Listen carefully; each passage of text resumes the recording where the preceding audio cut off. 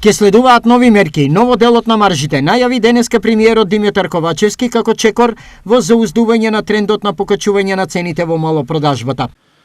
Веќе со економските министри во владата разговаравме во однос на идните мерки кои што ќе се преземат, пред се во делот на маржите и пред се во делот на разликата на цените од производителите до финалната цена на рафт која што се продава, и сигурно дека ќе следуваат нови мерки, бидејќи никој не може во време на криза да печали на грбот на граѓаните. Од друга страна, ќе има проблем со млекото.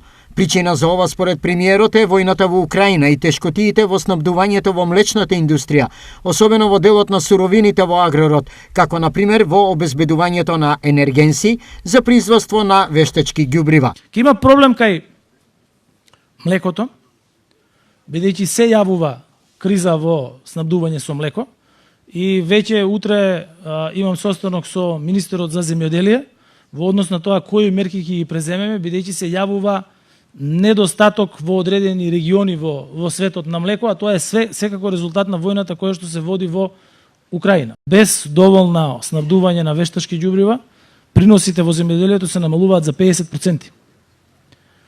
Другите препарати исто така им се зголемени цените, бидејќи најголемиот дел од нив доаѓаат токму од производствени капацитети кои што користат нитрати, а нитратите се добиваат со помош на газ кој што доаѓа од Русија. И сега заради прекинот и на Северен тек, меѓутоа и заради санкциите кои што се случуваат, а фабриките доминантно се скандинавски, затоа има намалено производство на вештачки ѓубрива. Но и тој дел го помогнавме минатата година, бидејќи вештачките ѓубрива ги субвенциониравме за земјоделците.